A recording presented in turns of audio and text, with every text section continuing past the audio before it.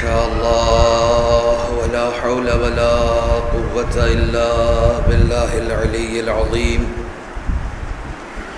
حسبنا الله ونعم الوكيل، نعم المولى ونعم النصير. أعوذ بالله السميع العليم من الشيطان اللعين الرجيم. بسم الله الرحمن الرحيم. الحمد لله الذي جازي كل صانع ورايش كل قانع ورحم كل ضارع ومنزل المنافع والكتاب الجامع بالنور الساطع، وهو للدعوات سامع وللكربات دافع وللدرجات رافع وللجبابرة قامع، فلا إله غيره ولا شيء يعدله، ليس كمثله شيء وهو السميع البصير اللطيف الخبير، وهو على كل شيء قدير. والصلاة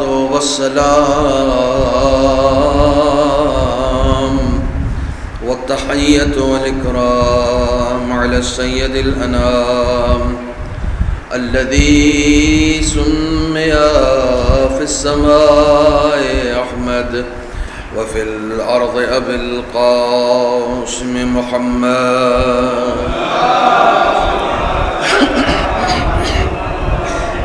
وعلى أهل بيته الطيبين الطاهرين المعصومين المظلومين الذين أذهب الله عنهم الرجس وطهرهم تطهيرا.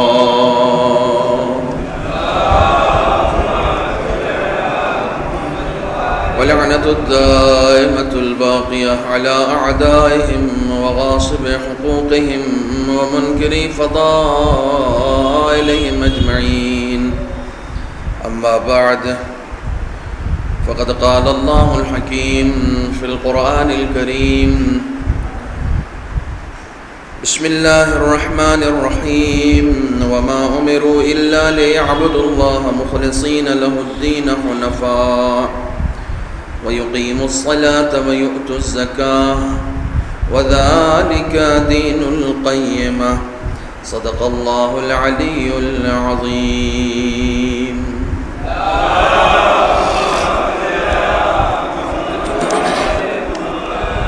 التماس ہے ایک مرتبہ سورہ حمد اور 3 مرتبہ سورہ اخلاص کے لیے مہدی حسن مرحوم، ام سلمہ مرحومہ اور ابن حسن مرحوم اور تمام مومنین و مومنات.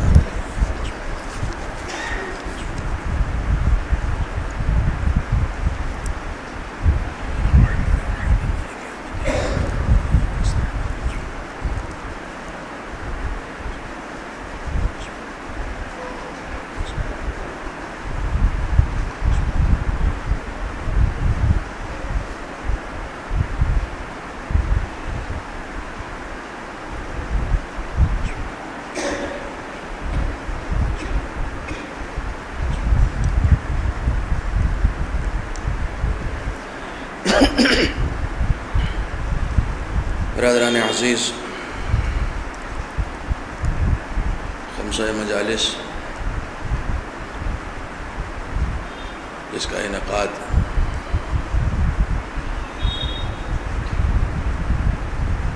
آج سے ہوا ہے، میرے پاس اگر پچھلے سفر کا تجربہ نہیں ہوتا تو یہ مجمع مجھے پریشان کر دیتا، لیکن مجھے یاد ہے اسی مسجد میں جو محفل ہوئی تھی، جب میں ممبر پہ بیٹھا تھا تو اتنے ہی لوگ تھے، لیکن 10-15 منٹ میں پوری مسجد بھر گئی تھی. پچھلے تجربات سے انسان کو مطمئن رہنا چاہیے، لہذا میں بھی ان پچھلے تجربات کی بنیاد پر مطمئن ہوں. الحمدللہ آپ حضرات کا جو ذوق ہے میں اسے سلام کرتا ہوں. آپ حضرات کی مجلس سننے کی جو تہذیب ہے واقعاً درود و سلام کے لائق ہے۔ خداوند عالم آپ سب کی سماعتوں کو اور ہمارے اس ذکر کو شرف قبولیت عطا کرے۔ نماز کے بعد بلا فصل مجلس میں شرکت کرنے میں ایک عجیب و غریب سا احساس رہتا ہے کہ جیسے مسجد النبی میں نماز پڑھ کے رسول فاطمہ کے گھر جاتے تھے اور جا کر سلام کرتے تھے، کچھ ایسا ہی احساس نماز کے فوراً بعد ذکر حسین میں ہوتا ہے کہ جیسے نماز پڑھ کے ہم بھی فاطمہ کے گھر آ گئے ہوں، درود و سلام کا ارادہ ہو، ذکر کا ارادہ ہو۔ در حقیقت نماز کے فوراً بعد ذکر اہل بیت سنت رسول ہے، جسے الحمدللہ آج اس صورت میں ہم ادا کر رہے ہیں۔ یہ اپنے آپ میں نماز کی قبولیت کی ایک سند ہے۔ امام شافعی کہتے ہیں من لم یصل علیکم لا صلاۃ لہ، اے اہل بیت آپ کی فضیلت کے لیے اتنا ہی کافی ہے کہ اگر کوئی آپ پر درود نہ بھیجے تو اس کی نماز بھی قبول نہیں ہوتی ہے۔ صلوات پڑھیں محمد و آل محمد۔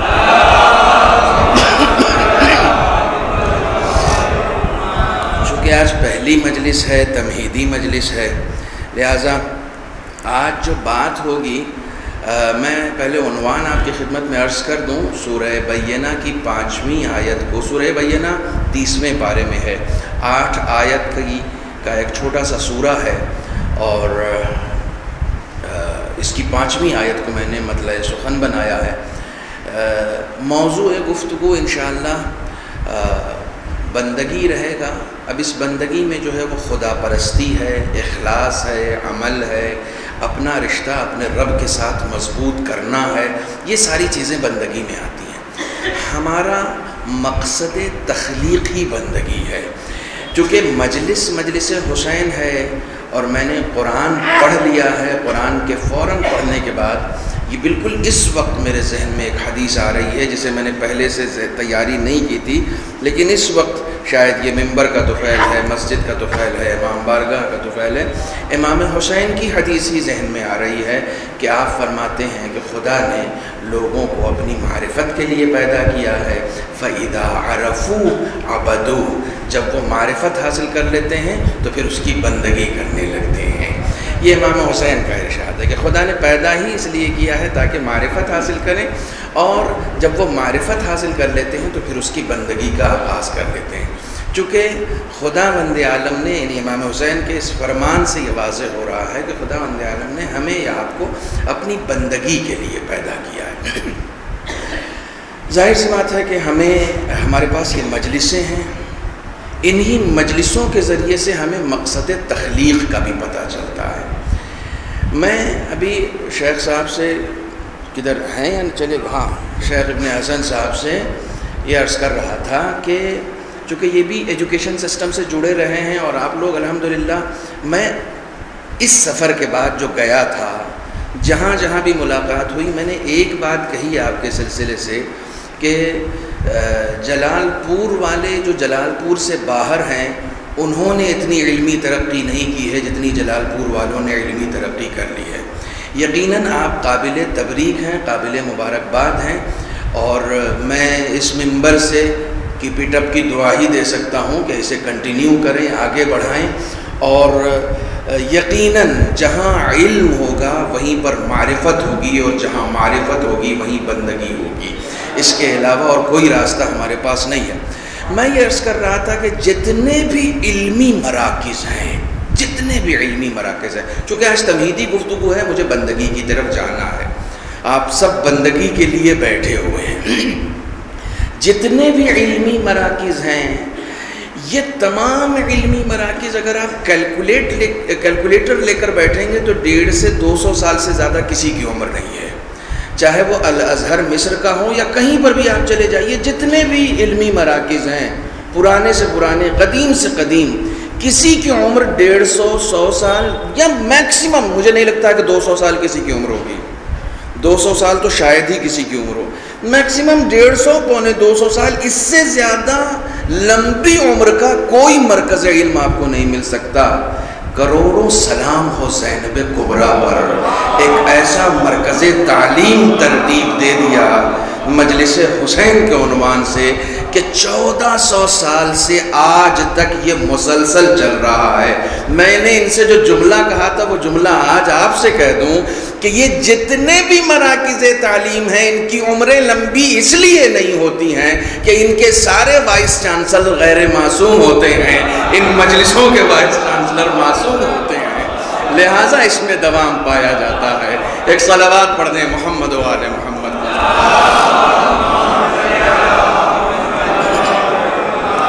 میں نے دن کی مجلس میں عرض کیا تھا، آپ یہ نہ سمجھیں کہ یہ مجلسیں، ان مجلسوں کو آپ نے زندہ رکھا ہوا ہے، نہیں، ان مجلسوں کو زندہ رکھنے والا سرپرست زندہ ہے۔ ان مجلسوں کی سرپرستی جناب زینب نے بنیاد ڈالی تھی، پہلے سرپرست کا نام سید سجاد ہے، اور اس کے بعد یہ سلسلہ چلا اور آج ہمارا امام اس کا سرپرستی وہ کر رہے ہیں۔ آپ دیکھیے سب کچھ بند ہو گیا، کرونا کال میں لوگ گھروں میں قید ہو گئے، مجلسیں بند نہیں ہوئی، ذکر حسین بند نہیں ہوا، ذکر اہل بیت بند نہیں ہوا، چاہے وہ زوم ایپ پر ہی کیوں نہ ہو لیکن ہوتا رہا۔ کیوں؟ اس لیے کہ اس کا سرپرست زندہ ہے۔ یہ ایک ایسا علمی مرکز ہے جو ہمیں دینداری سکھا رہا ہے، جو ہمیں دین دے رہا ہے۔ یہ زندہ اس لیے ہے کہ کیونکہ اس کا سرپرست زندہ ہے۔ توجہ فرمائیے گا، ان مجلسوں کو زندہ رکھیں۔ بعض لوگ کبھی کبھی میرے کسی بیان سے نگیٹو جسے کہا جاتا ہے کہ منشور لے لیتے ہیں۔ میں نے اگر کثرت کی بات کی تو کثرت تو کسی بھی چیز کی ہو خراب ہوتی ہے، کسی بھی چیز کی ہو۔ آپ نماز پڑھنا اچھا عمل ہے یا نہیں ہے؟ نماز سے اچھا کوئی عمل ہے؟ نماز صبح پڑھ کے آئیں تو پھر یہ کیوں نہیں سوچتے عشاء پڑھ کے ہی جائیں؟ اب کبھی آپ کے ذہن میں خیال ہے؟ نہیں، یہ کثرت ہے، یہ کثرت خدا کو بھی پسند نہیں آئے گی۔ میں چونکہ ادبی خانوادے سے آتا ہوں، میرے والد صاحب نے پوری ایک نظم کہی ہے اعتدال کے اوپر۔ میں ایک شعر سنا دیتا ہوں آپ کو، کہتے ہیں تیز خوشبو بھی اڑا دیتی ہے انسان کے ہوش، تیز خوشبو بھی اڑا دیتی ہے انسان کے ہوش، خیر بھی حد سے جو بڑھ جائے تو شر ہوتا ہے، خیر بھی حد سے جو بڑھ جائے تو شر ہوتا ہے۔ ایک چیز ہے حد، اس حد کو مینٹین کرنا ہے، اسی حد کا نام عصمت ہے، اور آپ عصمت سے جڑے ہوئے لوگ ہیں، اس حد کو مینٹین کرنا ہے۔ کسی بھی چیز کا، دیکھیے میں بات شروع کر رہا ہوں، ہمیں جو کچھ بھی ملا ہے یا مل چکا ہے یا مل رہا ہے، بہت غور کیجئے گا، جو لوگ آئے ہیں یہ ان کا رزق ہے۔ جتنی چیزیں بھی آپ کو مل رہی ہیں، ایک چیز ہوتی ہے نعمت، ایک چیز ہوتی ہے رزق، اور ایک چیز ہوتی ہے برکت۔ بہت توجہ رکھیے، نعمت، رزق اور برکت۔ جتنی بھی مجلسیں ہو رہی ہیں وہ کیا ہیں؟ وہ نعمت ہے، نعمت پروردگار ہے، لیکن جس میں آپ گئے ہیں وہ آپ کا رزق ہے۔ بہت توجہ رکھیے گا، جتنی مجلسیں ہو رہی ہیں وہ سب نعمت ہیں۔ اس وقت جو نگپور میں مجلس ہو رہی ہے وہ نعمت ہے، لیکن آپ کا رزق نہیں ہے۔ کوشش کرو نعمتوں کو اپنا رزق بناؤ، جو آپ کو مل گیا وہ ہے رزق۔ برکت کیا ہے؟ جو رزق مفید ہو، جو رزق میری دنیا و آخرت کی سعادت کی ضمانت دے دے، وہ برکت ہے۔ آپ ایک سیب لے کر آئے بازار سے، 1 کلو میں 6 سیب چڑھے، 6 سیب آپ کی نعمت ہیں۔ اس 6 سیب میں سے آپ نے 1 کھایا، وہ آپ کا، آپ بولیے، رزق ہے۔ اس سیب کو کھانے سے تھوڑی سی طاقت آئی تو کہا چلو خمسے کی پہلی مجلس سن لیتے ہیں، یہ ہے برکت۔ قرآن مجید نے، اب دیکھیے میں نے کثرت کی جو بات کی تھی، قرآن مجید نے 2 لفظوں کا تعارف کرایا ہے. علماء تشریف فرما ہے، صاحبان علم و فہم تشریف فرما، 2 لفظوں کا تعارف کرایا ہے، ایک تکاثر اور ایک کوثر. تکاثر نعمتوں کی زیادتی کو کہتے ہیں، لیکن تکاثر والوں کی قرآن نے مذمت کی ہے. الہاکم التکاثر، زیادہ نعمتیں حاصل کرنے کے چکر میں مت رہو. وائے ہو ایسے لوگوں پر جو زیادہ جمع کرنے کے چکر میں، کثرت کے چکر میں. کثرت معیار نہیں ہے. جو خدا نے تم کو دیا ہے اسے اپنا رزق بنانے کی کوشش کرو، اور جو رزق بن جائے اسے بابرکت بنانے کی کوشش کرو. پہلا لفظ جو قرآن نے انٹروڈیوس کیا اسے تکاثر کہتے ہیں. اب یہ مجلسی مجمع ہے. اور دوسرا لفظ جو قرآن نے انٹروڈیوس کیا اسے کوثر کہتے ہیں. تکاثر نعمتوں کی زیادتی کو کہتے ہیں، کوثر رزق کی برکت کو کہتے ہیں. صلوات پڑھیں محمد و آل محمد پر. دیکھیں تکاثر اور کوثر میں فرق بہت سامنے کا ہے. چونکہ یہ مجلس حسین ہے. یزید کی فوج میں کثرت تھی، حسین کی فوج میں برکت تھی. یزید کی فوج میں تکاثر تھا، حسین کے انصار میں کوثر تھی. کوثر اور کسی کے کوثر جناب فاطمہ کے ناموں میں سے ایک نام ہے. کوثر کی اس سے زندہ مثال تو ہو ہی نہیں سکتی کہ زندگی بظاہر 18 سال کی ہے، لیکن اتنی بابرکت ہے کہ قیامت تک اگر کوئی توحید کا سجدہ کر رہا ہے تو اس کی گردن پر فاطمہ کی زندگی کا احسان ہے. اسے کوثر کہا جاتا ہے. صلوات پڑھیں محمد و آل محمد.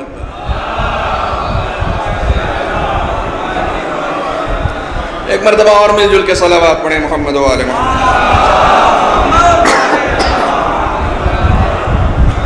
برکت تکاثر کی طرف ہمیں نہیں جانا ہے، ہمیں کوثر کی طرف جانا ہے جس میں برکتیں ہیں. میں نے یہ مجلسوں کے سلسلے سے عرض کیا، یہ مجلسیں ہمارے لیے نعمت ہیں، لیکن وہ مجلسیں جس میں ہم شریک ہوئے وہ ہمارا رزق ہیں، اور وہ مجلسیں جنہوں نے میرے کردار کو بدل دیا وہ اس رزق کی برکت ہے. وہ اس رزق کی برکت ہے. میں نے فلاں صاحب کی مجلس سنی تھی، اس کے بعد میرے اندر ایک تبدیلی آ گئی.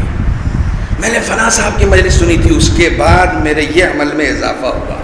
میں نے فلاں مجلس سنی تھی، معلوم ہے رزق تو تھا لیکن برکت کیا تھی؟ میری معرفت میں اضافہ ہوا. یہ برکت تھی. تو جب بھی نعمتوں کی طرف جائیں پہلے اسے اپنا رزق بنانے کی کوشش کریں. وہ بڑے ہی نادان لوگ ہوتے ہیں جو رزق کسی کا ہو کماتے خود ہیں. مر گئے، 3 بلڈنگ چھوڑ گئے، 50 لاکھ کا بینک بیلنس چھوڑ گئے. چھوڑ کیوں گئے بھائی؟ لے کیوں نہیں گئے؟ مولانا لے کے کون جاتا ہے بھائی؟ لے کے جانا چاہیے، اتنی محنت سے کمایا تھا. نہیں مولانا رزق نہیں تھا تو پھر کسی اور کا تھا، کمایا انہوں نے. کسی اور کا رزق ہم کیوں کمائیں؟ انہی نعمتوں کے پیچھے جاؤ جو تمہارا رزق ہے. صرف انہی نعمتوں کے پیچھے جاؤ جو تمہارا رزق ہے، اور جو تمہارا رزق ہے اس میں برکت کی فکر کرو. برکت. تمام یونیورسٹیاں کیوں بند ہو گئی؟ کہیں کسی کے پاس پیسے نہیں ہیں، کہیں کسی کے اوپر قبضہ ہو گیا، کہیں کوئی چلا نہیں پا رہا ہے، کہیں فائنینشیل پرابلم ہے، کہیں علمی پرابلم ہے. مجلس حسین چل رہی ہے، کہیں کوئی پرابلم نہیں آ رہی ہے. علمی پرابلم کبھی ہو نہیں سکتی، باب مدینۃ العلم سے جڑا ہوا ادارہ ہے. فائنینشیل پرابلم ہو نہیں سکتی چونکہ رازق اللہ ہے، ہم کسی اور کو رازق مانتے نہیں ہیں، رازق وہ ہیں، لہٰذا نہ کبھی فائنینشیل پرابلم ہوتی ہے. آپ چلے جائیے، آپ کو ہم سب کو خدا مقدر کرے 40 کے زمانے میں کربلا جانے، پیدل جائیے. میں ایسے حالات پڑھ رہا تھا کہ جہاں مزدوری کرنے والے لوگ، مزدوری کرنے یعنی روزانہ کمانے والے لوگ اپنی دولت میں سے روزانہ 10 روپیہ بچاتے ہیں، اور ان سے پوچھا جائے کیوں بچا رہے ہو؟ تو کہا جب 40 آئے گا حسین کے زائر آئیں گے تو ان کی خدمت کرنی ہے. یہ برکت ہے, یہ برکت ہے. خدا نے اس رزق میں کہا کہ یہ کیوں کرتے ہو, ان کی خدمت کیوں کرتے ہو؟ کہا خدمت ہی کی وجہ سے تو گھر کا خرچہ چلتا ہے. اللہ, یہ برکت ہے, یہ برکت ہے. خدمت کی وجہ سے خرچہ چلتا ہے. ہمارے ایک استاد نے بڑا اچھا طریقہ بتایا تھا کہ رزق میں برکت چاہتے ہو, حسین کو پارٹنر بنا لو. جی, امام حسین کو پارٹنر بنا لو. کتنے % کا یہ تم جانو, لیکن امام حسین کو پارٹنر بنا لو. کبھی رزق میں کمی آ جائے, 1% ہو, 1.5% ہو, 2%, جتنا بھی ہو, اور وہ صرف امام حسین کے نام پہ خرچ کرو, صرف امام حسین کے نام پہ خرچ کرو. انہوں نے کہا کہ میں نے اپنے ایک دوست کو بتایا جو ہر وقت بدحالی کی شکایت کرتا تھا, 1 سال کے بعد گیا ہے تو کہتا ہے کہ جب سے آپ کے نسخے پر عمل کر رہا ہوں در و دیوار سے برکتیں ٹپک رہی ہیں, در و دیوار سے برکتیں ٹپک رہی ہیں. یہ ہے اس ادارے کا فیض. چنانچہ یہ مجلسیں جو اس وقت صرف مجلسوں کا عنوان ہے, ان کا اور کچھ نہیں ہے, صرف مجلسوں کا. بانیان مجلس ہوں یا آپ شرکت کرنے والے ہوں, آپ کے لیے منشور کیا ہے؟ یہ کسی کے ایصال ثواب کی مجلس نہیں ہے. یہ منشور کیا؟ منشور امام حسین کا ذکر ہے, منشور امام حسین کا ہدف ہے, منشور مقصد کربلا ہے. ان مجلسوں کا منشور ذکر خدا ہے, اس کے علاوہ تو کچھ نہیں ہے. آپ اس کے لیے جمع ہوئے ہیں, اس کے لیے خرچ کر رہے ہیں, وقت دے رہے ہیں, سب کچھ کر رہے ہیں. میں اس کے لیے اتنی دور سے آیا ہوں. منشور یہ ہے. کیسی بابرکت ہیں یہ مجلسیں. میں نے عرض کیا آپ کی خدمت میں, پہلی برکت جو ان مجلسوں کے طفیل میں ہمیں نصیب ہوتی ہے, چونکہ آج مقدمتاً گفتگو میں یہی باتیں عرض کر کے پھر آگے بڑھوں.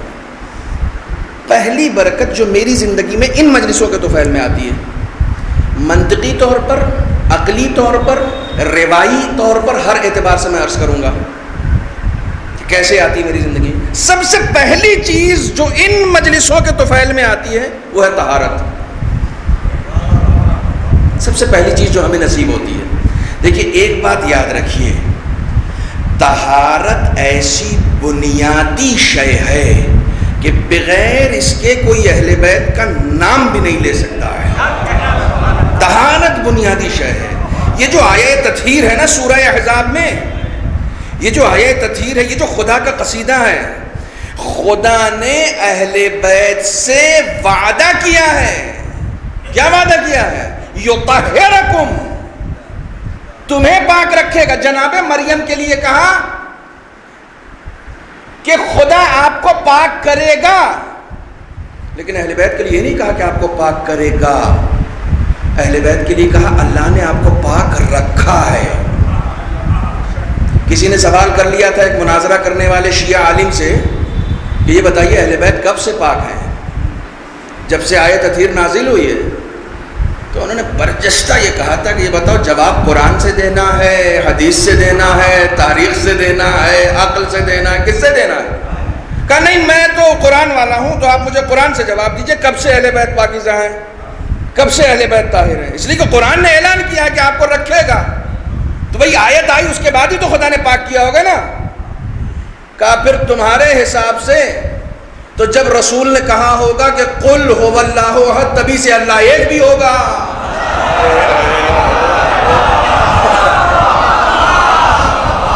بھائی رسول نے کہا کہ اللہ ایک ہے, اس سے پہلے تو اللہ ایک نہیں ہوگا. نہیں ایسا کیسے ہو سکتا ہے, اللہ پہلے سے ایک ہے, رسول نے بعد میں بتایا. انہوں نے کہا اہل بیت پہلے سے پاکیزہ ہے, خدا نے بعد میں بتایا. صلوات بر محمد و آل محمد. لبیک یا حسین, لبیک یا حسین, لبیک یا حسین, نعرہ حیدری, نعرہ سلمان. تو اہل بیت ہیں طیب و طاہر, ان کا ذکر بھی آپ کو پاکیزہ کرتا ہے. جتنا ذکر کرتے جائیں گے اتنی پاکیزگی آتی جائے گی.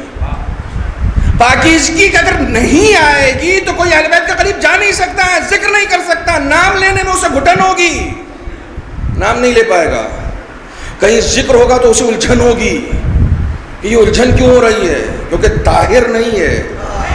امام محمد باقر علیہ الصلوۃ والسلام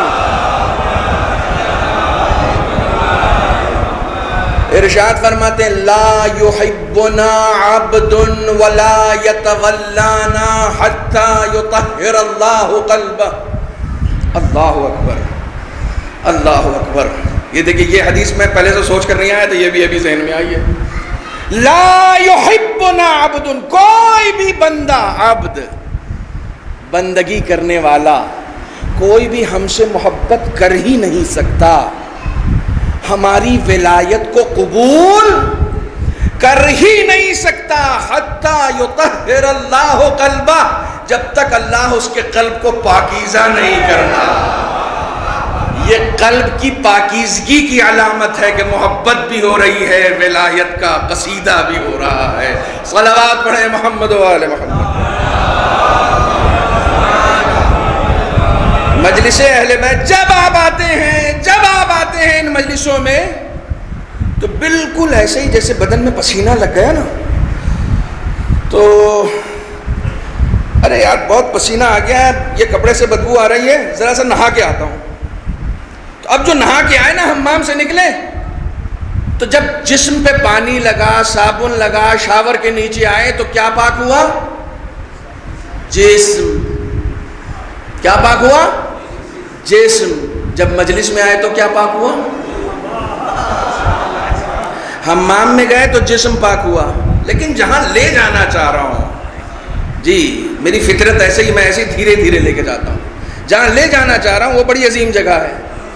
جب بھی ہم اپنے اندر ذرا سا خستگی محسوس کرتے ہیں، تھکن محسوس کرتے ہیں، کئی مرتبہ حمام اس لیے جاتے ہیں ذرا تھکاوٹ اتر جائے، ہے نا، پسینہ بہ رہا ہے، گرد آ گئی، دھول بہت اڑ رہی ہے، گرمی بہت ہے. اب نکل کے آئے فریش، جسم سے خوشبو آ رہی ہے، حمام سے آئے ہیں، جسم پاک ہو گیا، صاف ہو گیا، خوشبو آ گئی. جیسے ہی باہر آئے بیوی نے کہا ذرا صوفہ ہٹاؤ. کہا نہانے سے پہلے نہیں کہہ سکتے تھے؟ نہانے سے پہلے کہہ دیتے، ابھی نہا کے آئے ہیں پھر گرد ہو جائے گی. یہ مجلسیں ہماری روح کو پاکیزہ کرتی ہیں. جیسے حمام میں جانے کے بعد جسم پاک ہوتا ہے تو پھر کسی بھی ایسے کام سے گریز کرتے ہیں کہ جس سے پھر جسم گرد آلود ہو جائے. پہنچنے کی کوشش کریں، میں کہاں لے جانا چاہ رہا ہوں. جیسے ہم حمام سے نکلنے کے بعد ہر اس کام سے گریز کرتے ہیں کہ جسم پھر سے گرد آلود ہو جائے، پھر پسینہ نکل آئے. جیسے ہی مجلس سے گئے دیکھا وہاں 4 لوگ بیٹھ کے غیبت کر رہے ہیں. میاں ابھی مجلس سے آئے ہیں، پھر تم میرے جسم کو، میری روح کو.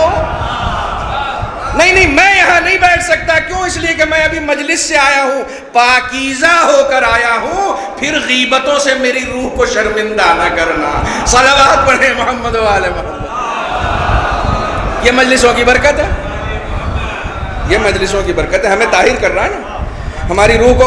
ہم مجلس میں آئے، میں نے دن میں ایک جملہ کہا تھا کہ جب انسان مجلس میں آتا ہے نا تو گویا وہ استغفار کر رہا ہے، گویا وہ توبہ کر رہا ہے، گویا وہ پاکیزہ ہو رہا ہے. امام حسین کی بارگاہ سے آ رہا ہے، پاکیزہ ہو کے آ رہا ہے، پاک صاف ہو کے آ رہا ہے. امام حسین سے عہد و پیما کر کے آ رہا ہے کہ امام باڑے سے نکل رہا ہوں. آیت اللہ بہجت نے کہا کہ جب بھی اپنے گھروں سے امام باڑوں کی طرف جاؤ تو یہ مت سمجھو کہ امام باڑے جا رہے ہو، یہ سمجھو کہ کربلا حسین کی نصرت کے لیے جا رہے ہو. اور اگر خود کو گنہگار محسوس کرو تو یہ سمجھنا حر کی طرح جا رہے ہو. اور جب چلے جانا تو پھر ویسے ہی واپس آنا جیسے حر واپس آ جاتا. پاکیزہ، پاکیزہ، اپنے آپ کو پاکیزہ بناؤ. کس کی برکت سے؟ حسین کی برکت سے. خدا کی قسم جو حسین ہمارے پاس ہے وہ کسی کے پاس نہیں ہے، کسی کے پاس نہیں ہے. کبھی غور کیا ہے کہ پھر کوئی کربلا کیوں نہیں ہوئی؟ یزیدیت ختم ہو گئی نا، ظلم ختم ہو گیا، باطل پرستی ختم ہو گئی، منکرات ختم ہو گئے، ظلم و جور ختم ہو گیا. کیا ختم ہو گیا؟ کبھی غور کیا اس بات پر؟ تو پھر کربلا کیوں نہیں ہوئی؟ حسین نہیں تھے؟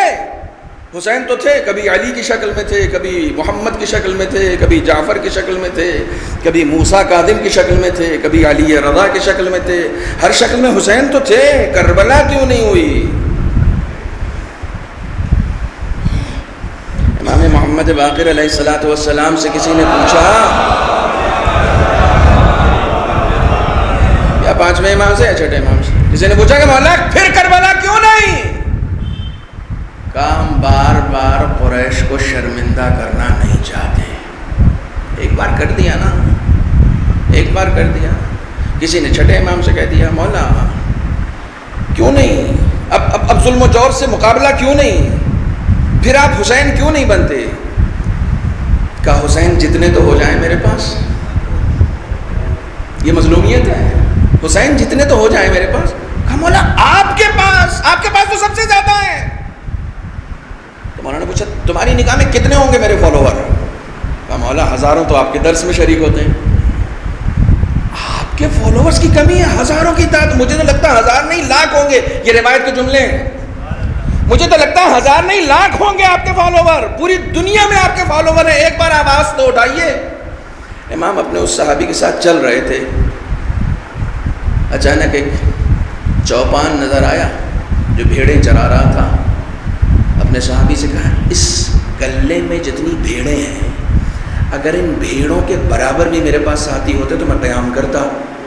اس نے کہا میں نے گنا صرف 17 تھیں، صرف 17 تھیں۔ امام نے کہا اگر اتنے بھی ہوتے تو میں قیام کر لیتا، اتنے حبیب ابن مظاہر جیسے چاہیے، اتنے حبیب ابن مظاہر جیسے چاہیے۔ کون بنائے گا ہمیں؟ کون بنائے گا؟ یہ مجلسیں بنائیں گے، یہ ذکر بنائے گا، اور نہیں بنا رہا ہے۔ اگر ہمیں حسین کیا ناصر یہ مجلسیں نہیں بنا رہی ہیں تو پھر مقصد سے ہٹی ہوئی ہیں، ہو رہی ہوں گی مجلسیں مقصد سے ہٹی ہوئی، یہ حسین کے ناصر بنانے کی جگہ ہے۔ دیکھیے جسارت نہ ہو، ایک جملہ عرض کر دوں، بڑی مشکل سے کچھ باتیں میں کہتا ہوں، کچھ معاملات میں آپ شہدائے کربلا سے زیادہ خوش قسمت ہیں۔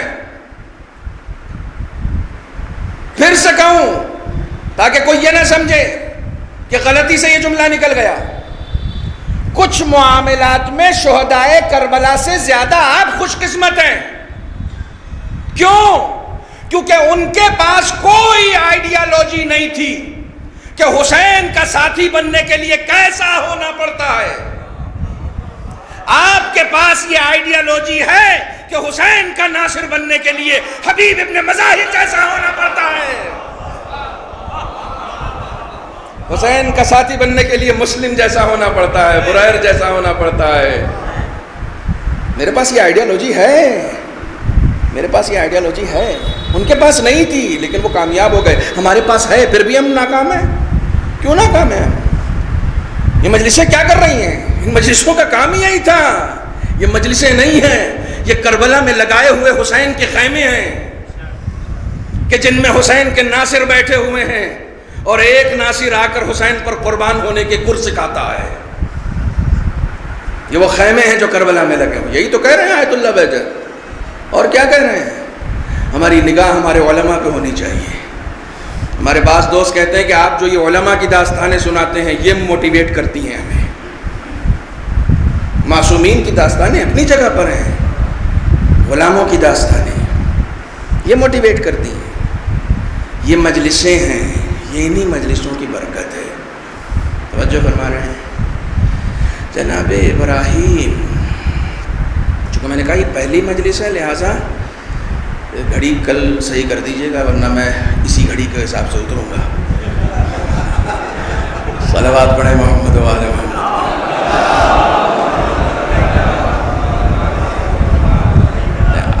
آپ اتنی دھیمی صلوات کیوں پڑھ رہے ہیں بھائی؟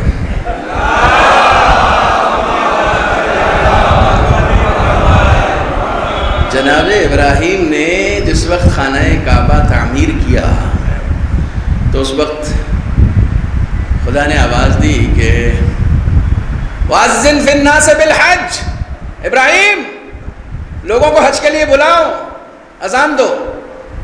کہا معبود میں کیا اور میری آواز کیا؟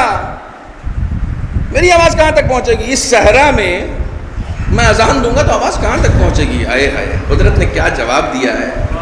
کہا علیکا بالاذان وعلی البلاغ، اذان دینا تمہارا کام ہے، پہنچانا ہمارا کام ہے. تم اذان دو نا، تم اذان دو. روایت کہتی ہے کہ جناب ابراہیم نے لوگوں کو حج کے لیے بلایا، آواز دی.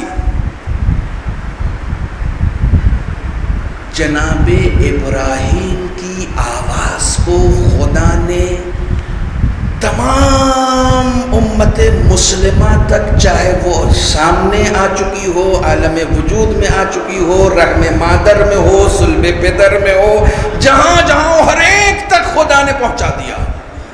ابراہیم کی اذان کو ہر ایک تک پہنچا دیا. روایت کے جملے ہیں، جس نے وہاں سے لبیک کہا اسے حج نصیب ہوا. رحم مادر سے بھی اگر لبیک کہا نا تو اسے حج نصیب ہوا ہے. یہ جو حج کہہ رہے ہیں نا، حج نصیب نہیں ہوا، کیونکہ اس وقت لبیک نہیں کہا تھا، لبیک کہنا تھا اس وقت. اب یہ سب دوسری طرف بات گفتگو نہ جائے کہ شعور کے عالم میں نہیں تھے، وہ سب تھے، وہ سب تھے. ایک اذان ابراہیم نے دی تھی، خدا نے اسے صلبوں تک پہنچا دیا. حج بھی زندہ ہے، حاجی بھی زندہ ہے. ٹھیک ہے، تھوڑا سا افیکٹڈ ہو جاتا ہے، ٹھیک ہے، لیکن اسی حج کے بعد جو ذبح عظیم ہے اس میں ایک اذان حسین نے دی ہے. حل من ناصر ینصرنی. خدا نے اس آواز کو بھی صلبوں تک پہنچا دیا، اس آواز کو بھی صلبوں تک پہنچا دیا. جس نے لبیک یا حسین کہا اسے فرش عزائے حسینی نصیب ہوا. جس نے لبیک یا حسین کہا. اب کیا کرنا ہے؟ اب کیا کرنا ہے؟ قدر کرنی ہے. قدر کرنی ہے. کہاں بیٹھے ہیں؟ جہاں بیٹھے ہیں اس کی تکریم کریں. جب کسی نعمت کی قدر ختم ہو جاتی ہے تو نعمت چھین جاتی ہے. خدا محفوظ رکھے. اب ہمیں یہ کرنا ہے کہ ہمیں قدر کرنی ہے اس کی. لبیک یا حسین کہہ کے ہم آ رہے ہیں، لبیک یا حسین کہہ کے مجلسوں میں آ رہے ہیں. زیارت کے آداب میں چھٹے امام جعفر صادق علیہ السلام نے ارشاد فرمایا ہے کہ جب بھی حسین کی زیارت کا ارادہ ہو تو کہو لبیک یا داعی اللہ، اے اللہ کی طرف بلانے والے میں آ گیا. آپ امام حسین کے مجلس میں آتے ہیں نا تو یہ کہتے ہوئے آئیں، لبیک یا داعی اللہ، اے اللہ کی طرف بلانے والے حسین میں آ گیا. اللہ اکبر. میں روایت سنا رہا ہوں، ممکن ہے ہمارے نوجوانوں نے پہلی مرتبہ ان کے لیے یہ بالکل نئی روایت ہو، کہ عام طور پر یہ روایتیں جو زیارت کے آداب اور امام سے گفتگو کے آداب اور امام سے جسے کہ راز و نیاز کرنے کے جو آداب ہیں، وہ عام طور سے یہ روایتیں ہمارے یہاں ممبروں سے نہیں پڑھی جاتی، وہ صرف کتابوں کا حصہ ہیں. اور چونکہ لوگوں کو کتابیں اٹھانے کا موقع نہیں ہے، کاروبار زندگی نے اتنا مشغول کر رکھا ہے، میں وہی روایتیں لے کر آتا ہوں. امام فرماتے ہیں جب بھی حسین سے گفتگو کرنے کا ارادہ ہو تو کہو لبیک یا داعی اللہ، اے اللہ کی طرف بلانے والے میں آ گیا. آپ نے بلایا تھا نا، میں آ گیا.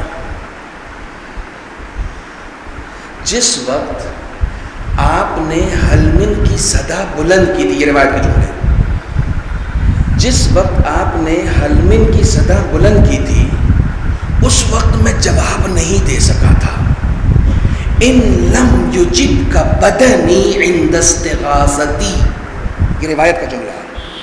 ان لم یجب کا بدنی عند استغاثتی، اے میرے مولا جب آپ نے آواز استغاثہ بلند کی تھی اس وقت میرا یہ بدن اس لائق نہیں تھا کہ لبیک کہہ سکے. فقد اجابک، اب تو میں ہوں، اب میں آ گیا ہوں. امام یہ دیکھیں چھٹے امام کا یہ جملہ اور یہ روایت بتا رہی ہے کہ حسین کے حلمن کی صدا صرف سن 61 ہجری کے لیے نہیں تھی،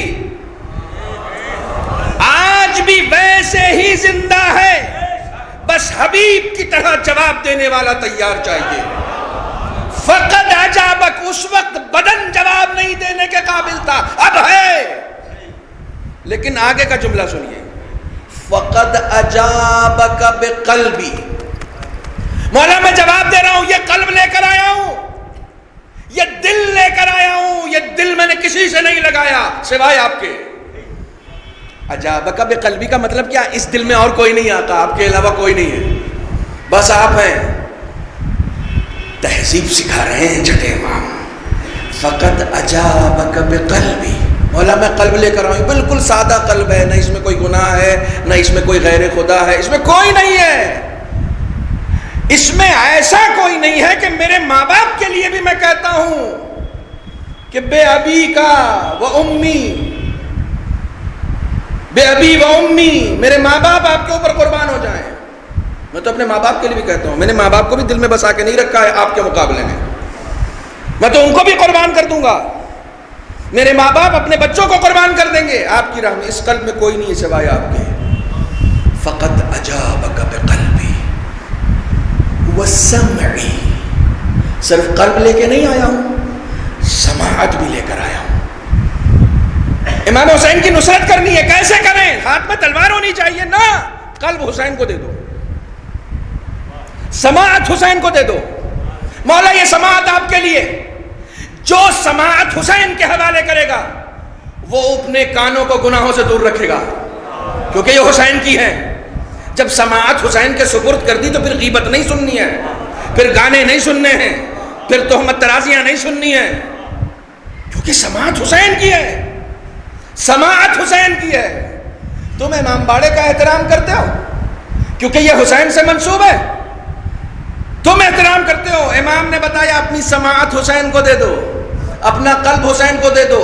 فقط اجابک ببصری، مولا یہ نگاہیں لے کر آیا ہوں آپ کے لیے. یہ نگاہیں کہیں نہیں دیکھیں گی، اب آپ کو دیکھیں گی، آپ کے علاوہ کسی کے لیے اٹھیں گی نہیں. ان نگاہوں سے گناہ نہیں ہوگا، نامحرموں کو نہیں دیکھوں گا، کیونکہ یہ آپ کے لیے ہیں. میں آپ کے لیے آیا ہوں. وَحَوَايَا عَلَى التَّسْلِيمِ، صرف آنکھ کان قلب یہ سب نہیں، خواہشیں. کوئی خواہش نہیں ہے مولا آپ کے علاوہ. میری تمام خواہشیں تسلیم ہو گئی ہیں، سب کچھ آپ کے لیے. یہ ہے حسین سے بات کرنے کا طریقہ. جب بھی حسین کے پاس جاؤ تو کہو مولا سب کچھ آپ کے حوالے کر دیا، میرا اب کچھ نہیں ہے. تم حسین کو یاد کرنے کے لیے کبھی علم بناتے ہو، کبھی تابوت بناتے ہو، کبھی تعزیہ بناتے ہو. میں پوچھتا ہوں کیوں؟ کبھی ذوالجناح نکال تو کہا مولانا یہ کربلا کی شبیہ ہیں، علم شبیہ ہے، تابوت شبیہ ہے، عزت کرتے ہیں، احترام کرتے ہیں، ذوالجناح شبیہ ہے. میں کہتا ہوں بالکل ہیں، مگر صرف یہی نہیں ہے. کربلا کی شبیہ صرف علم نہیں ہے، کربلا کی شبیہ صرف تابوت نہیں ہے، کربلا کی شبیہ صرف گھوڑا نہیں ہے، ذوالجناح نہیں ہے. کربلا کی شبیہ اذان علی اکبر بھی ہے، کربلا کی شبیہ جناب زینب کی نماز شب بھی ہے، کربلا کی شبیہ زنجیروں میں جکڑے ہوئے سید سجاد کی نماز بھی ہے. یہ بھی کربلا کی شبیہ ہے. تم نے اس کو نہیں چھوڑا تو اسے بھی نہیں چھوڑنا، تاکہ حقیقی کربلا تمہارے دامن بھی ہو جائے. صلوات پڑھے محمد و آل محمد پر.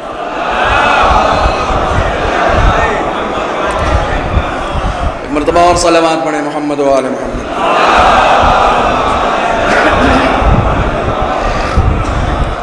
سب کچھ حسین کے نام ہے.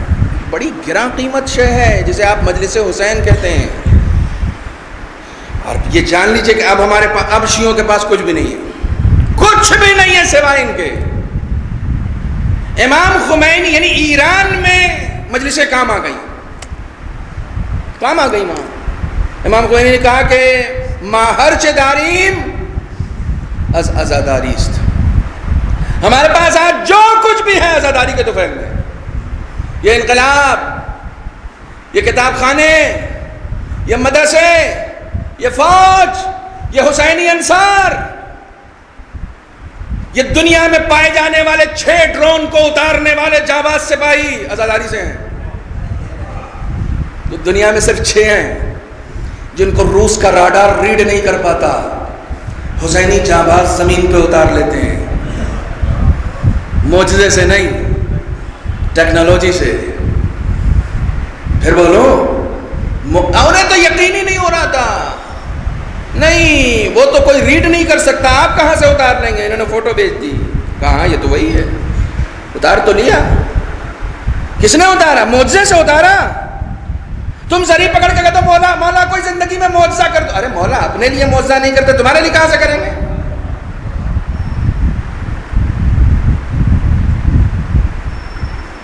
دس سال پہلے نواب رامپور کے منبر پہ ایک جملہ کہا تھا. اس زمانے بڑا ہنگامہ ہو رہا تھا کہ چاند پہ کسی کو حسین دکھ رہا تھا، کسی کو کچھ دکھ رہا تھا، یہ بڑا شور مچ رہا تھا اس زمانے. تو ایک جملہ آیا تھا منبر پہ 10 سال پہلے کہ امام اپنا خرچہ معجزے سے نہیں چلاتا. جو اپنا خرچہ معجزے سے نہیں چلاتا وہ آپ کا کیا چلائے گا؟ کیوں توقع کیے ہوئے معجزے کی؟ معجزے منکروں کے لیے ہوتے ہیں، بندگی کرنے والوں کے لیے نہیں ہوتے ہیں. معجزے کافروں کے لیے ہوتے ہیں، مومنوں کے لیے نہیں ہوتے ہیں. مومنوں کے لیے معجزے ہیں ہی نہیں. ہمارے یہاں پتہ نہیں کیسی ہوا چلی ہوئی ہے، وہ مرادی معجزے اور پتہ نہیں کون کون سے معجزے ہیں صاحب. کیسے معجزے؟ کون سے معجزے ہو رہے ہیں بھائی؟ کون سے معجزے ہو رہے ہیں؟ ہم ان چیزوں کے ارے میرا خرچہ حسین سے چلتا ہے، میرے کھانے میں برکت. ہم زیارت جامع کبیرہ میں پڑھتے کیا ہیں؟ ایک جملہ میں نے کہا تھا دیاور میں، وہ پھر یہاں پر بھی ریپیٹ کر دوں. ہم کیا پڑھتے ہیں زیارتوں میں؟ وَبِيُمْنِهِ رُزِقَ الْوَرَىٰ. کائنات جو رزق آپ نہیں، کائنات جو رزق کھا رہی ہے وہ آپ کے دم سے ہے، آپ کے دم سے ہے. لیکن میں کنیکٹ ہو رہا ہوں موضوع سے. کائنات جو رزق کھا رہی ہے نا وہ آپ کے دم سے. کیوں؟ خدا نے اس دنیا کو کس لیے پیدا کیا ہے؟ اپنی بولیے بندگی کے لیے. کس لیے پیدا کیا ہے؟ تاکہ اس کی بندگی کی جائے. اس نے وَمَا خَلَقْتُ الْجِنَّ وَالْإِنسَ. آگے پڑھیے. ہم نے جنوں انس کو پیدا ہی نہیں کیا مگر یہ کہ میری بندگی کریں. جب بندگی کے لیے پیدا کیا،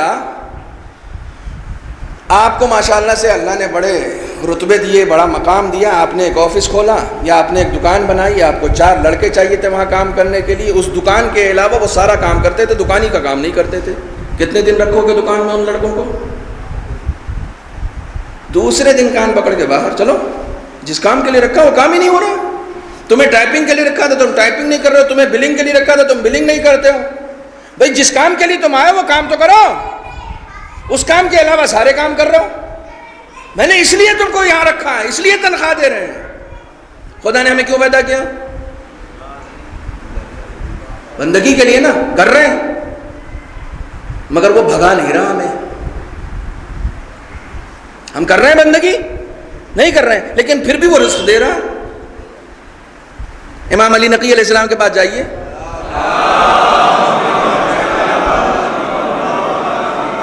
مولا خدا پھر ہمیں کیوں رزق دے رہا؟ کہا وَبِيُمْنِهِ. ہماری وجہ سے. وہ جو پردے میں بیٹھا اس کی وجہ سے، ان کی وجہ سے طفیل میں مل رہا ہے، نہیں تو بند ہو جائے گا. اس نے بندگی کے لیے پیدا کیا ہے چونکہ ایک ہے ایسا جو حق بندگی ادا کر رہا ہے. اگر وہ بندگی نہ کر رہا ہوتا تو رزق کا سلسلہ ختم ہو چکا ہوتا گا. ارے یہ بھی ایک دلیل ہے اس کے وجود کی. یہ کائنات جو رزق کھا رہی ہے یہ امام کے وجود پر ایک سب سے بڑی دلیل ہے. وہ ہے اس لیے تو رزق کھا رہی ہے، ورنہ بند ہو جاتا، کائنات کا رزق بند ہو جاتا. ان کے دم سے ہے. آپ تو کھیتی باڑی ہو رہی ہے اب یہاں کہ نہیں ہو رہی ہے؟ ہوتی تو ہوگی، تھوڑی بہت تو آپ کو جانکاری ہوگی نا. گارڈننگ کا شوق ہے، گھر میں تو سب نے پھول لگا رکھے ہیں ماشاءاللہ. کیاریاں تو سب کے پاس ہیں. ایک کیاری بنائی، یہ گلاب کا پھول، یہ گیندے کا پھول، یہ فنا کا پھول. بہت سارے لوگ تو ہلدی دھنیا مرچا بھی بو دیتے ہیں کہ گھر کا مرچا ہوگا. بو دیا، سارے درخت نکل آئے. بیٹے سے کہا پانی دے دو، بیٹا گیا پانی دینے اور وہ چاروں طرف اس کے جنگل نکل آئے. پانی کس کو دے رہے ہو؟ گلاب کے پھول کو دے رہے ہو کہ جنگل کو دے رہے ہو؟ مولانا پانی پڑ ہی رہا ہے گلاب کے پھول کو، چونکہ اس کی وجہ سے تو کیاری ہے. یہ نہ ہو تو کیاری، پھر پانی کس کو دیں گے؟ ہم تو پانی اس کو دے رہے ہیں. کہا لیکن وہ گھاس پھوس کو بھی مل رہا ہے. کہا اس کے طفیل میں مل رہا ہے. رزق آیا ہی ان کے لیے ہے، ان کے طفیل میں ہمیں اور آپ کو مل رہا ہے، کیونکہ بندگی کا حق وہی ادا کرتے ہیں. صلوات بر محمد و آل محمد.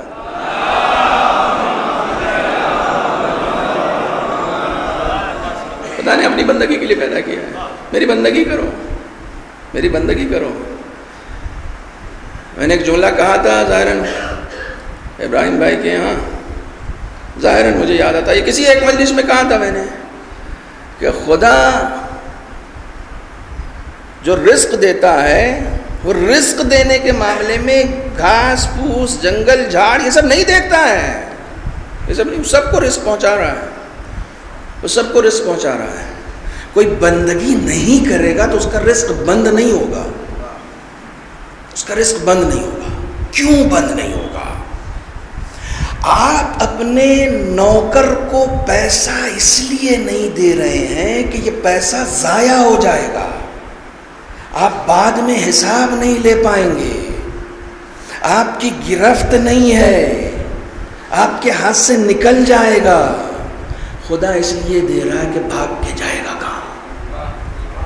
آنا تو میرے پاس ہے، پھر میں حساب لے لوں گا نا سارا، پھر سب حساب کتاب کروں. وہ چاہے جتنا سر چڑھتا رہے، موسیٰ سے زیادہ فرعون کو مل جاتا ہے. سر چڑھاؤ، کوئی فرق نہیں، بند تھوڑی کرے گا خدا، خدا بند تھوڑی کرے گا. ایک دو روز پہلے ایک روایت دیکھ رہا تھا، جناب موسیٰ نے کہا یا رب العلماء، خدا نے کہا کہ لبیک. پھر جناب موسیٰ نے کہا یا رب العرفاء، اے عارفوں کے رب. خدا نے کہا لبیک. دو جملے کہیں، یا رب العلماء، اے علماء کے رب. خدا نے کہا لبیک. یا رب العرفاء، خدا نے کہا لبیک. پھر جناب موسیٰ نے کہا یا رب العاصین، اے گنہگاروں کے رب. تو خدا نے کہا لبیک لبیک لبیک. محبوب 3 بار کیوں؟ کہا عالم کو اپنے علم پہ ناز ہے، عارف اپنی بندگی میں خوش ہے، اس گنہگار کا میرے علاوہ کوئی ہے بھی نہیں، یہ کہاں جائے گا؟ یہ کہاں جائے گا؟ یہ تو ناز کر لیتا ہے اپنی عبادتوں کے ساتھ، یہ تو خوش ہو جاتا ہے اپنے علم کے ساتھ. میرا گنہگار بندہ کہاں جائے گا؟ اس کا میرے علاوہ کوئی ہے نہیں، میں منتظر بیٹھا ہوں، میں منتظر. 3 بار لبیک کہتا ہے. اب سمجھے حسین حر سے اتنا عشق کیوں کرتے ہیں؟ کیونکہ خدا عشق کرتا ہے، خدا محبت کرتا ہے، خدا محبت، خدا منتظر ہے ہمارا. ہم سمجھ رہے ہیں ہم امام زمانہ کے منتظر ہیں، خدا کی قسم امام زمانہ ہمارے منتظر ہیں. لکھ لیجئے لوح دل پر یہ جملہ، ہم نہیں منتظر ہیں، امام زمانہ منتظر ہیں. امام زمانہ، ہم سوچ رہے ہیں امام زمانہ اس وقت ہم سے ملیں گے جب ہم بہت بڑے عارف ہو جائیں گے. نہ، ایک نیت کرو، ایک ارادہ کرو، مولا میں آ گیا ہوں، لبیک میں آ گیا ہوں. امام زمانہ بے چین ہے تم سے ملنے کے لیے، اس سے کہیں زیادہ جتنا تم بے چین ہو، اس سے کہیں زیادہ امام بے چین ہے.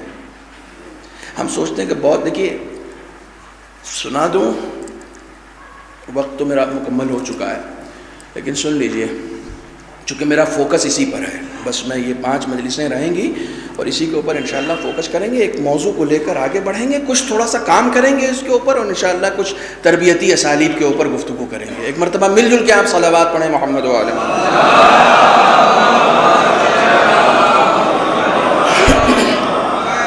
ہم یہ سوچ رہے ہیں کہ دیکھیے کئی مرتبہ ایسا ہوتا ہے کہ عالم ہے، عارف ہے، بزرگ ہے، نمبر اس کا 20 ہے یا نمبر اس کا 100 ہے، اس سے امام نہیں ملتے. ایک کا نمبر 50 ہے، اس سے مل لیتے ہیں. ضروری نہیں ہے کہ جو سب سے ٹاپ پہ ہوگا اسی سے ملیں گے نا. یہ بھرم نکال دوں میں آج. ایک لمبا واقعہ ہے لیکن میں شارٹ کر کے آپ کی خدمت میں عرض کر رہا ہوں. یہ جو ہمارے یہاں عام طور سے مدرسوں کی پرنسپل شپ جو ہے وہ صرف بیٹوں میں ٹرانسفر ہو رہی ہے نا، یہ اپنے آپ میں ولایت کے ساتھ ایک ظلم ہے. میں نے اکثر میں دیکھ رہا ہوں مجھے جلال پور کے تو بہرحال یہاں پر تو کوئی اتنا نہیں ہے. جو موروثی مدرسے ہیں وہ تو سب آپ کے پڑوسی شہر میں ہیں، جس کے لیے انیس نے ایک مصرع کہا تھا، وہ مصرع میں پڑھوں گا بھی نہیں، آپ منتظر ہیں، لیکن آپ کو خود معلوم ہے وہ مصرع. تو اس پڑوسی شہر میں تو ماشاءاللہ بہت سارے مدرسے ہیں نا. باپ ریٹائر ہو گیا تو بیٹے کا نام بھیج دیا کہ ان کو بنا دیجئے. بھئی پرنسپل شپ خون میں تھوڑی ٹرانسفر ہوتی ہے، علم کی وجہ سے ٹرانسفر ہوتی ہے نا. آپ انہی کو بلائیے، مولانا جلال پور آئیے، آ کے ذرا سا مولا کائنات کی ولایت کے اوپر ایک مجلس پڑھ دیجئے. سقیفہ والوں کی دھجیاں اڑا دیں گے ممبر پہ بیٹھ کے، دھجیاں اڑا دیں گے سقیفہ والوں کی ممبر پہ بیٹھ کے کہ ناحق ظلم کیا، نااہل کو بٹھا دیا. جگہ علی کی تھی لیکن جب اپنے پرنسپل شپ کی جگہ ہوگی تو سقیفائی مزاج والے ہو جائیں گے، علی کے مزاج والے نہیں ہوں گے. یعنی زبان اور ہے، کردار اور ہے. اسے بندگی نہیں کہتے، ذاکری کہتے ہیں. صلوات پڑھے محمد و آل محمد.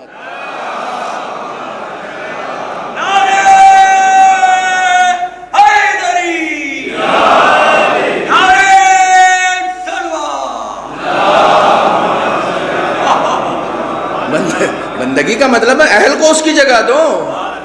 بندگی اسے کہتے ہیں، اہل کو اس کی جگہ دو. رشتہ داریوں کو پرموٹ کرنا تو رسول نے سکھایا ہی نہیں، ورنہ جتنے رشتہ دار بن رہے تھے وہ تو خوش ہوتے نا، چونکہ ان کے مزاج میں یہ بات پائی جاتی تھی کہ رشتہ داروں کو پرموٹ کیا جاتا. رسول نہیں کرتے ہیں، رسول نہیں کرتے ہیں رشتہ داروں کو پرموٹ. رسول کے پرموشن کی وجہ ہی بندگی ہے. بہرحال یہ بات بھی بریکٹ میں آ گئی تو عرض کر دیا.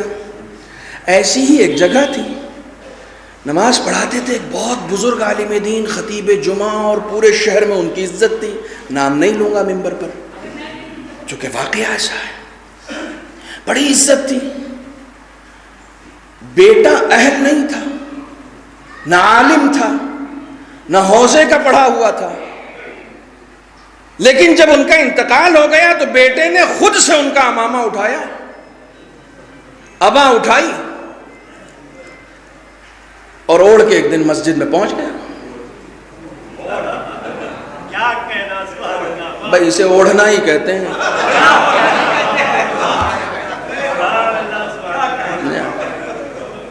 ہمارے یہاں ٹوپی پہننے کا محاورہ نہیں ہے، پہنانے کا محاورہ ہے. ٹھیک ہے، اب آج کل تو لوگ امامے پہنانے لگے. اوڑھ کے پہنچ گیا. کسی نے مسئلہ پوچھا، جیب سے بتا دیا، چونکہ علم تو تھا نہیں نا تو جیب ہی سے بتائے گا. جو بھی آیا بتا دیا. ایک مدت تک یہ سلسلہ چلتا رہا، مگر چونکہ رگوں میں پاک خون تھا، ایک دن مجلس میں بیٹھا بیٹھا سوچنے لگا کہ میں کر کیا رہا ہوں. یہ سرداری کا جھوٹا ناٹک کب تک؟ امام تو آئیں گے نا. خیال کس کا آیا؟ خیال کس کا آیا؟ امام کا. کہا امام تو آئیں گے. جیسے ہی امام کا خیال آیا اس نے توبہ کر لی. لیکن توبہ صرف رخسار کے پیٹنے کو نہیں کہتے، اوڑھی ہوئی ابا اتارنے کو کہتے ہیں. ہمارے یہاں توبہ ہو، گال پیٹ لو چاہے جتنا زور سے ہو، ہم اسی کو توبہ سمجھ. توبہ یہ توڑی ہے. توبہ یہ تھوڑی ہے. اس پہ تو گال کو بھی جواب دینا پڑ جائے گا آپ کو محشر میں. کیوں پیٹا؟ جب وہی حرکت دوبارہ کرنی تھی تو مجھے کیوں پیٹا؟ تو جواب دینا پڑ جائے گا نا. مشکل ہو جائے گی، مشکل ہو جائے گی. تو وہ گال پیٹنے کا نام تو ہے نہیں توبہ. توبہ پلٹنے کا نام ہے، توبہ برگشت کا نام ہے، توبہ پھر اس راہ کو اختیار نہ کرنے کا نام ہے. مسجد میں آیا، امامہ اترا تھا، ابا دوش پہ نہیں تھی، قبا تن پہ نہیں تھی.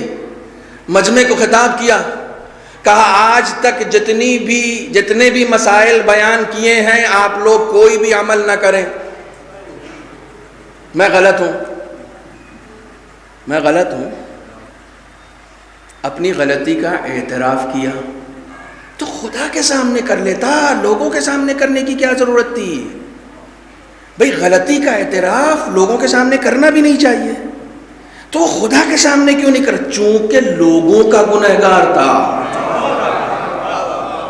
صرف خدا کا تھوڑی تھا. چونکہ لوگوں کا گنہگار تھا، قیامت تک اگر اس کے بتائے ہوئے مسئلے پر کوئی عمل کرتا تو گناہ اس کے سر نہیں جاتا، اس کے سر جاتا.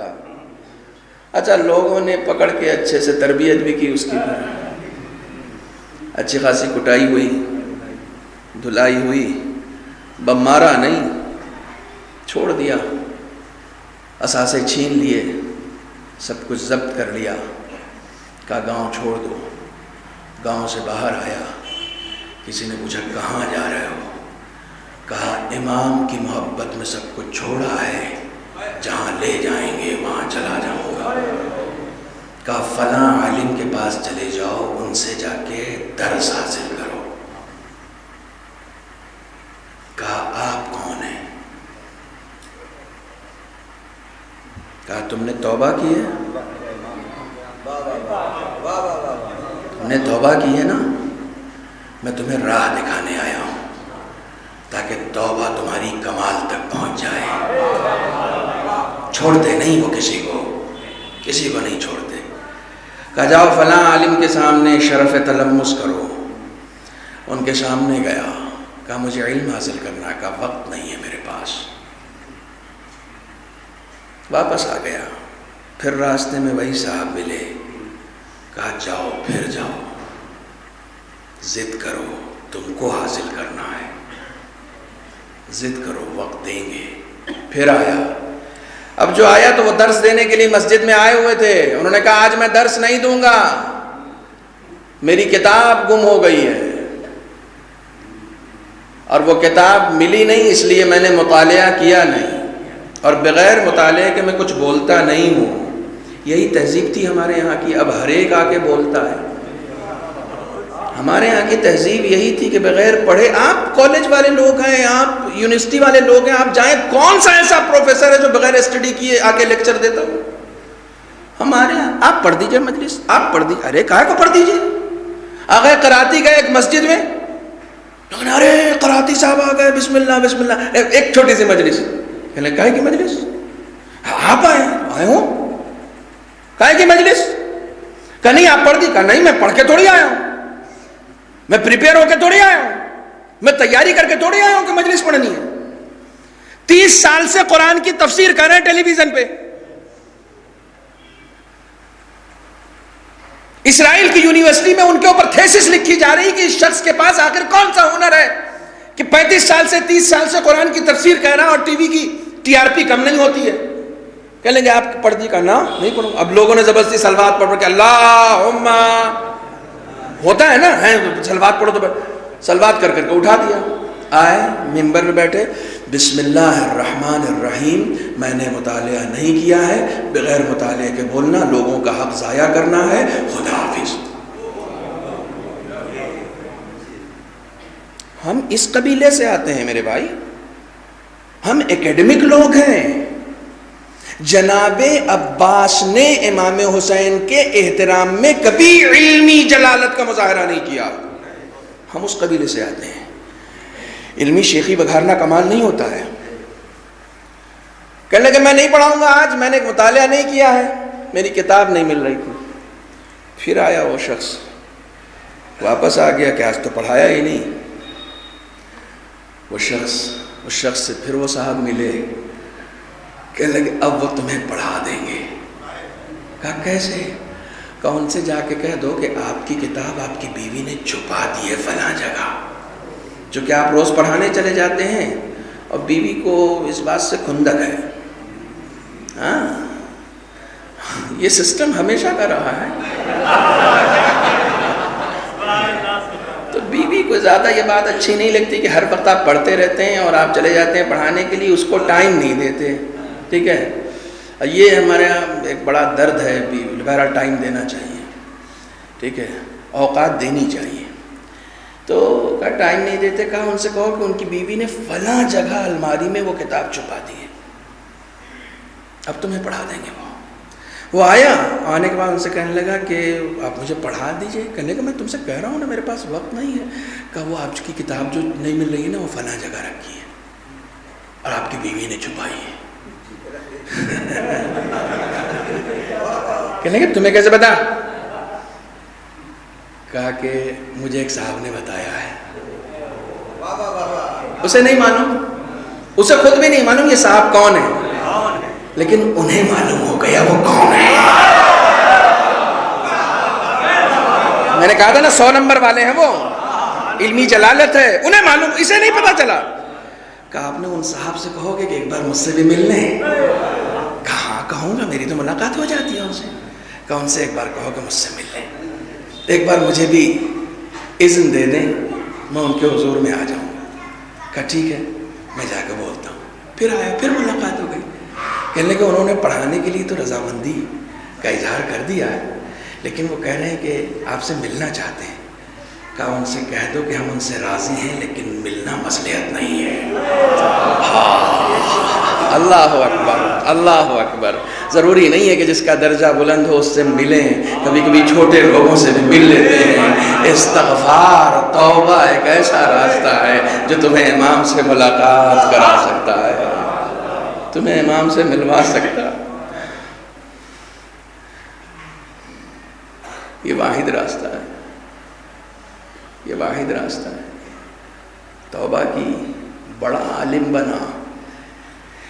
توبہ اس بندگی کے اس عمل کا آغاز ہے کہ جس کی ابتدا امام سے ملاقات سے ہوتی ہے. ابتدا امام سے ملاقات سے ہوتی ہے. یہاں توبہ کی تو امام وقت سے ملا, حرن کربلا میں توبہ کی تو امام وقت سے ملا.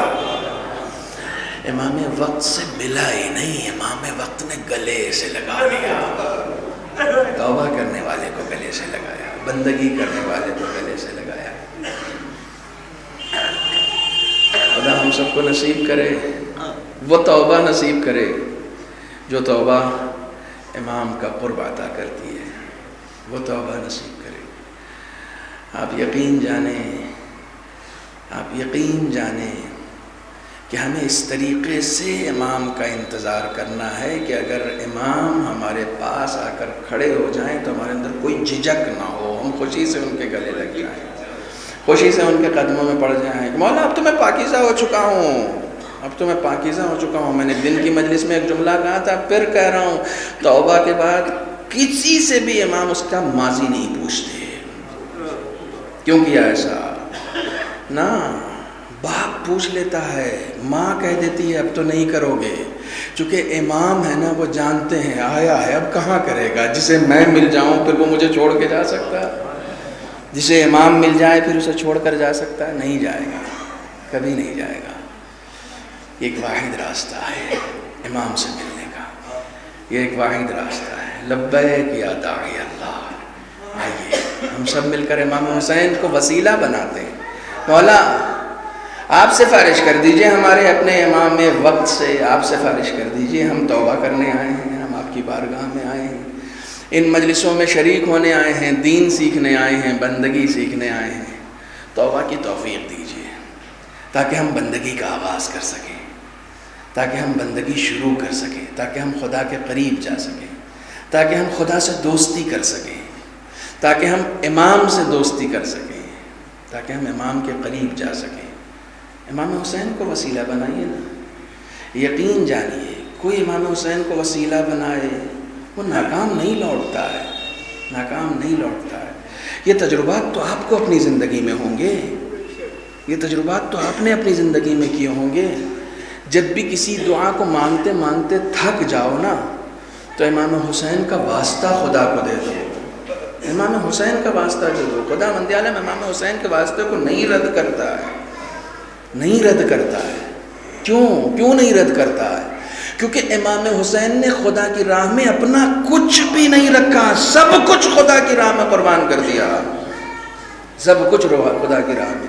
جناب ابراہیم کو ایک لمحے کے لیے کہا گیا تھا کہ بیٹے کی گردن پہ چھری چلاؤ تو ذرا سا تأمل ہوا تھا، آنکھوں میں پٹی باندھی تھی، مگر حسین نے اپنے علی اکبر سے کہا تھا تقدم یا ولدی، بیٹا بسم اللہ. خود ہی کہا تھا بیٹا بسم اللہ جاؤ. کوئی گریز نہیں ہے حسین کے یہاں بھیجنے میں، کوئی گریز نہیں ہے. حسین کے جتنے بھی فرزند ہیں، آپ دیکھیے تاریخ کربلا کو آپ پڑھیے، جتنے بھی حسین کے چاہنے والے ہیں، جتنے بھی اعزاء ہیں، جتنے بھی اقارب ہیں، آپ سنتے ہیں بنی ہاشم میں سب سے پہلے علی اکبر کو بھیجا، سب کو بھیجا. جو جتنا قریب تھا اسے اتنی مضبوطی کے ساتھ حسین نے قربان کیا ہے، اتنی مضبوطی کے ساتھ. لیکن ذرا سا اس قربت میں، یعنی بھائی کا بیٹا ہے، بہن کا بیٹا، یہ ذرا سا بھی اگر تھوڑا سا تأمل ہوتا تھا نا تو امام حسین رکتے تھے. ایک ذکر سن لیجئے، ایک نوجوان کا ذکر سن لیجئے. عام طور سے اس نوجوان کے سلسلے سے بہت سارے سوالات ہمارے نوجوانوں کے ذہنوں میں قائم کر دی گئے. ان سارے سوالات کو درکنار کر دیجئے، ان سارے سوالات. بس آپ یہ دیکھیے کہ یہ نوجوان ایسا نوجوان ہے کہ 1.5 سال کا تھا جب اس کا باپ اس دنیا سے جا رہا تھا. امام حسن خون کی الٹیاں کر رہے تھے. ام فروا کو بلایا اور بلا کے کہا میرے بیٹے کو لے کر آؤ، 1.5 سال کا بچہ ہے. گود میں لے کر آئیں جناب ام فروا. خون کی الٹیاں دیکھ رہا ہے، خون کی الٹیاں دیکھ رہا ہے. اس وقت اپنے کرب کی فکر نہیں ہے امام حسن کو، اپنے درد کا احساس نہیں ہے. اپنے تکیے کے نیچے سے ایک تعویذ نکالتے ہیں، ام فروا کو دیتے ہیں، کہتے ہیں اس بیٹے کے بازو میں اسے باندھ دینا اور جب مشکل وقت آئے تو کھولنا، اسے پڑھنا. دست ادب جوڑوں گا. دنیا کے جتنے باپ ہیں، دنیا کے جتنے باپ ہیں اپنے بچے کو حادثے سے بچانے کے لیے تعویذ دیتے ہیں. آپ نے مرنے کی تعویذ دی ہے.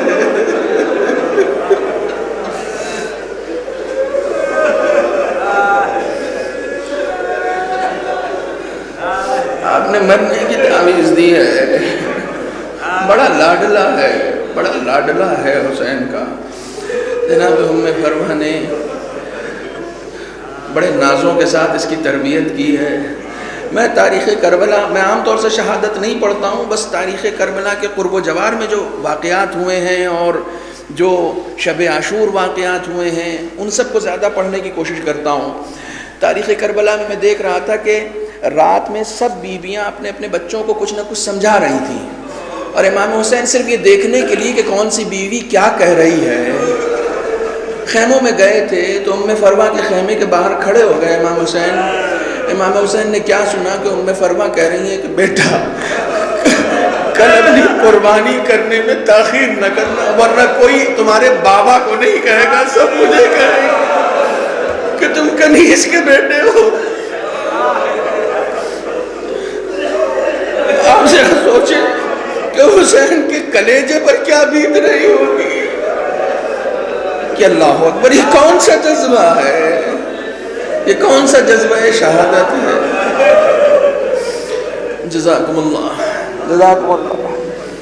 میں ایک بات درمیان میں کہہ رہا ہوں کہ جب امام حسین کے غم میں، مصیبتوں میں آنکھوں سے آنسو نکلے نا تو اپنے بزرگان کو جو اس دنیا سے گزر چکے ہیں ان کے لیے دعا کریں، ان کی مغفرت کے لیے دعا کریں، اپنی عاقبت بخیری کے لیے دعا کریں، اور کوئی دعا کریں یا نہ کریں امام کے ظہور کے لیے ضرور دعا کریں. ہمارے سارے مسائل کا حل امام کا ظہور ہے. اس طریقے سے تربیت کی ہے جناب رباب نے. اور جب صبح جیسے ہی نمودار ہوئی ہے تو اپنے بیٹے کو تیار کر کہتی ہیں جاؤ چچا سے اپنے اجازت لو اور جلدی جانا اور کوئی تاخیر نہیں کرنا۔ اب تاریخ کے دیکھیں ادب بہت ملحوظ رکھتے ہیں اس گھر والے، ادب کا بہت لحاظ رکھتے ہیں۔ جناب قاسم تیار ہیں، بالکل آمادہ ہیں جنگ کے لیے، لباس جنگ پہن چکے ہیں۔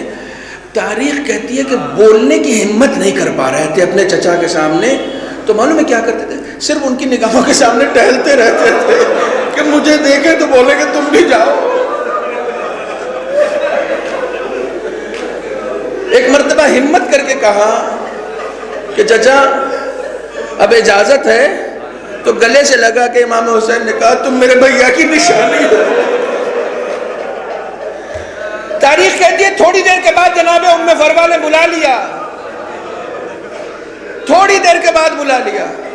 نہیں آج پہلی مجلس میں یہ مصائب میں اس لیے پڑھ رہا ہوں نا کہ آپ نے روزہ بنا رکھا اس شہزادے کا، کچھ تو آپ کو محبت ہے نا اس شہزادے سے، آپ نے اس شہزادے کا روزہ بنا رکھا۔ تھوڑی دیر کے بعد جناب ام فروا نے بلا لیا اور بلا کے تقریباً ڈانٹنے کے انداز میں کہتی ہیں بیٹا میں نے صبح سے تم کو بھیجا ہوا ہے، آخر شہید ہونے جاتے کیوں نہیں؟ تو کہتے ہیں اماں بار بار چچا کے سامنے جاتے ہیں، چچا مجھ سے نظریں پھیر لیتے ہیں۔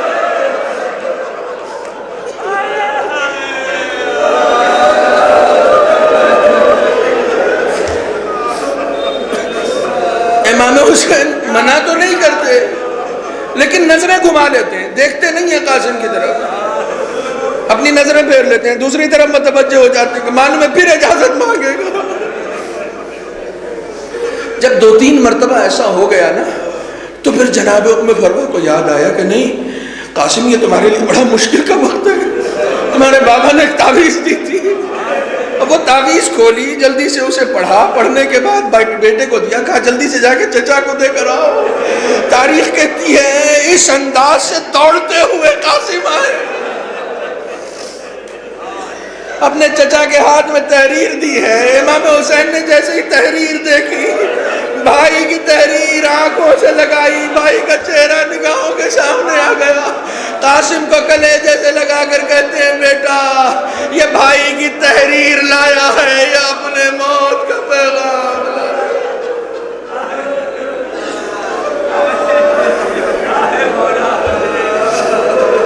الا لعنت اللہ علی القوم الظالمین وسيعلم الذين ظلموا أي منقلب ينقلبون۔ بسم الله الرحمن الرحيم۔ اللهم كن لوليك الحجة ابن الحسن صلواتك عليه وعلى آبائه في هذه الساعة وفي كل ساعة وليا وحافظا وقائدا وناصرا ودليلا وعينا حتى تسكنه أرضك طوعا وتمتعه فيها طويلا۔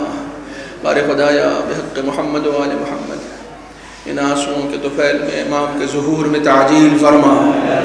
معبود بحق محمد و آل محمد ہمیں امام کے ناصران خاص میں شمار فرما۔ پالنے والے ہمیں اس طریقے سے زندگی گزارنے کی توفیق عنایت فرما کہ ہم امام کے سچے منتظرین میں شمار ہوں۔